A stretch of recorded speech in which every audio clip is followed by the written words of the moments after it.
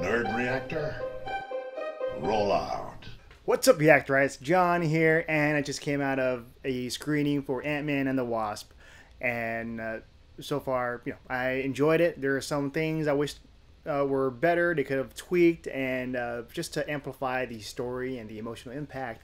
But overall, it was a fun ride, and if you're into the comedic side of the Marvel Cinematic Universe, this one has them throughout. Paul Rudd is back as Ant-Man. He plays Scott Lang, and this takes place after the events of Captain America: Civil War, and it actually touches on the effects of your actions, Ant-Man's actions, what he's done in Civil War, and how that affects his family, how that affects Hank Pym and Hope Van Dyne. And I kind of like this. It's like a continuation, and this movie, if you're wondering, it does take place before the events of Avengers Infinity War.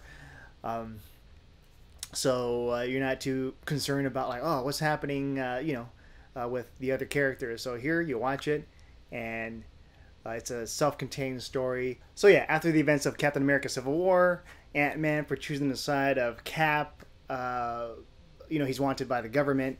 So to reduce his sentence, he did some favors, and now he's serving time like inside his house. He's under house arrest, and it kind of fills up the gap nicely with the he's been there for like around 2 years, but he's spending some time with his daughter, and those moments with Paul Rudd and his daughter, those are really sweet moments, and I like those moments whenever we get to see him, just to show that he's a family man, a father figure. And we don't usually get to see that in a Marvel Cinematic Universe film. So this is kind of like a different take, and just to see like just a father, what he would do to try to just have a normal life with his daughter again, especially now that he's the Ant-Man.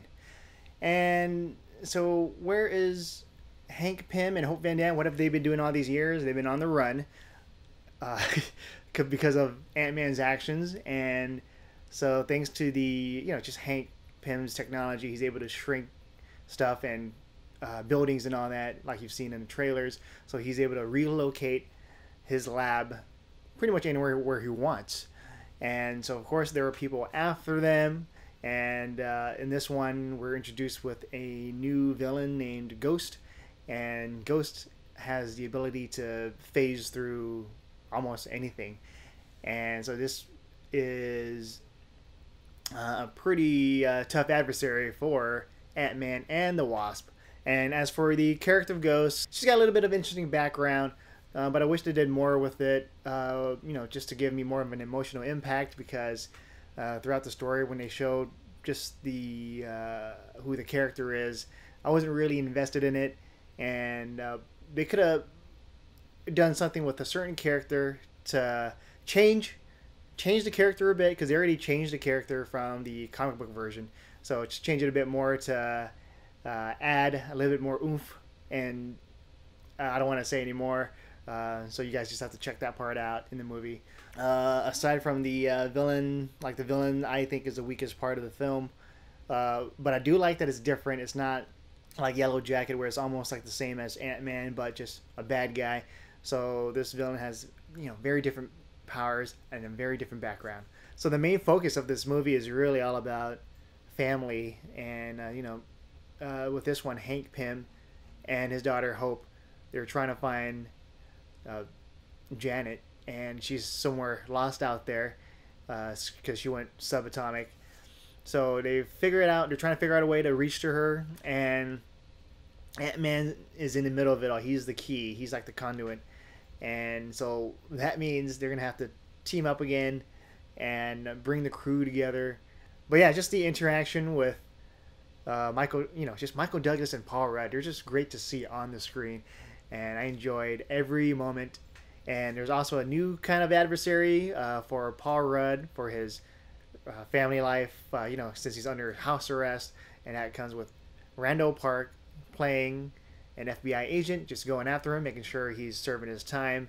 And just their interaction together is funny, very comedic.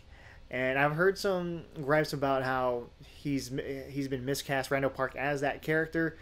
But if you enjoy if you're in it for the comedy and enjoying it for the fun ride, then I think you'll enjoy that character. And then we have Lawrence Fishburne as Bill Foster. Lawrence Fishburne, I like him as an actor, and this one, he does have some meaty roles, but the direction where they take his character, I just felt like it's been misplaced, or it just felt like another subplot where the movie has a lot of different subplots just trying to compete with each other, with the ghost, with Bill Foster, with the story of Hank, Hope trying to get Janet, and then you also have the story with Ant-Man and his daughter and all that, and then there's like another group of villains of just like these mercenaries just trying to get the tech from Hank Pym so they can get a lot of money. And so all these stuff, they're trying to fight for the screen time. And personally for me, like, I would have just dumped out all the whole the mercenary group stuff and just focused more on Hank Pym, Hope, Ant-Man, doing their mission, finding the mom, and the storyline with the ghost. I don't even think that's needed too, but they need to have a villain, so it's kind of like she was tacked on in there. And then as for the other characters, Michael Pena, he's fun to watch as always, especially with the running the security business, especially with the other team members. And they still get their moment to shine here and there, but they also kind of feel like they're being tacked on too. And so for me personally, I just wish that they had more of a team dynamic where everyone's on the same page.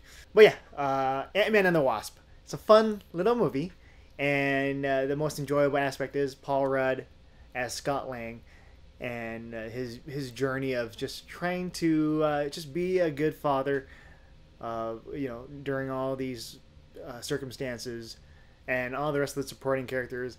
They're fun to watch, but as a story, nothing's really at stake here, like a big stuff. Like the only thing is, just to search for the mom and just to make sure, like, whether she's okay or not. But other than that, it's just another fun movie. As for the end credits, there are 2 end credit scenes, and one of them does tie into Avengers Infinity War. So if you're wondering what's going on, that should help answer that. And the other one, the last Easter egg, is just a little fun moment. So it doesn't really add much to like the story of anything that's upcoming with Ant-Man or the Marvel Cinematic Universe. And so it's just there just for a comedic scene. So yeah, if you watched the movie, if you had a chance, or once it comes out, let me know what you thought about it on the comments below. Also, I'd like to thank our patrons on Patreon for helping us out. And like, share, subscribe. We also have a Facebook group. Check out the link in the description. With that said, I'm John, and I'll see you guys next time.